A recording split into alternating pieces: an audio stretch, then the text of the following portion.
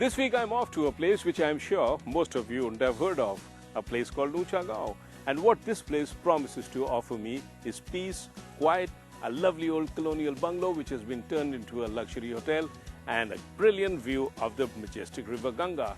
All this seems very inviting, and I am going to be on my way very soon. And to get me there, what I have with me is the Fiat Punto Evo. I think she's going to make a brilliant companion over the weekend too.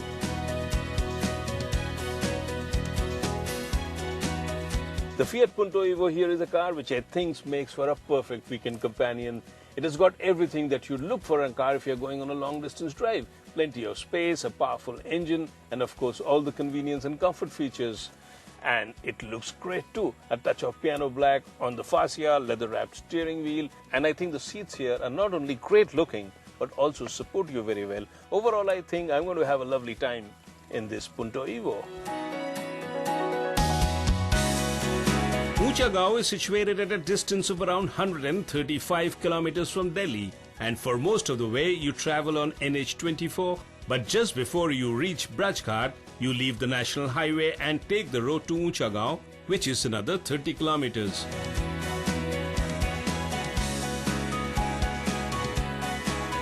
Fiat sells the Punto Evo with both the diesel as well as the petrol engines, and what I drive today is the diesel engine, and I simply love the diesel for two reasons. Number one, it gives great fuel efficiency. I get over 20 kilometers to a litre, and that's really good, especially on a long highway drive, because it helps me save some money. And the second thing that I like is the amount of torque. It produces 209 Newton meters of torque, and that really comes in handy while going past slow traffic on the highway. And I simply love cars which produce a lot of torque because it makes them so easy to drive.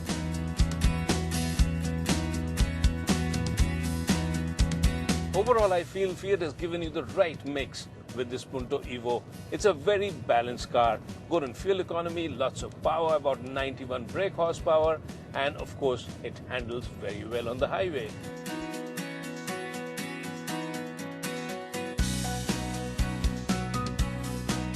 After leaving the national highway, the drive is on a beautiful but narrow road with a canal flowing along for company.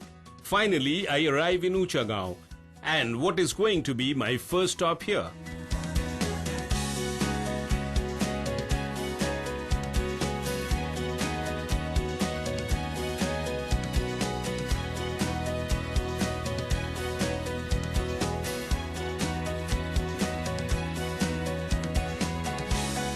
After 3.5 hours of driving from Delhi on different kinds of roads, I finally make it to Unchagaon. And my first stop here is going to be this, the Unchagaon Fort, a century-and-a-half old building which has been turned into a luxury hotel. And I'm told this is just the right place for you to come and unwind and relax in the lap of luxury.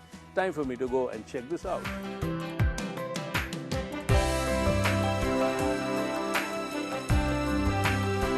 The Unchagaon Fort, as it is called, belongs to the royal family here and is a 150-year-old structure.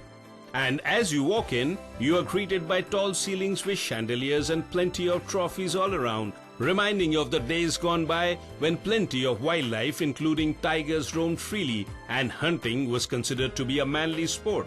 As you walk through the building and take a look at the old family pictures and even pictures of automobiles which are now considered to be classic, you are transported back into a different time and age. But in today's age, the vintage has to be mixed with luxury as well. So you find rooms done in traditional style, but you have all the amenities to make your stay here comfortable. And after you have taken in the sights and the sound, you can also retire to the library with a book in your hand for a cozy afternoon.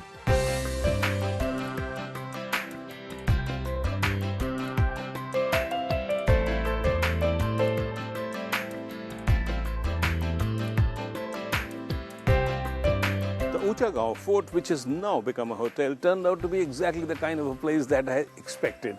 A place which is steeped in history, a place which gives you a glimpse into the past days of glory and grandeur, a place which makes the phrase "live like a king" seem so very real. But today it's turned into a hotel where you can run away from your city life and spend a few quiet days in the lap of nature, enjoying the quiet and, of course, indulging yourself.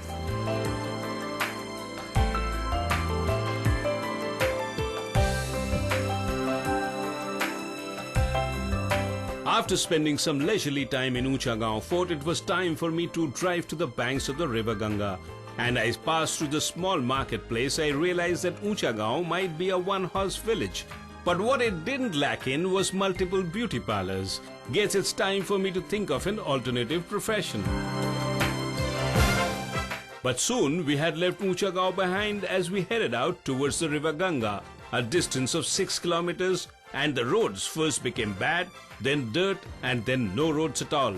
And in the process, I mastered the art of overtaking bullock carts and surviving real wildlife, like sheep and water buffaloes. And this particular one took an instant liking for my pretty steed. But a little coaxing with a couple of short blasts of the horn, and she consented to give us the rite of passage. After this little detour through real India, we were greeted by the river Ganga in full flow.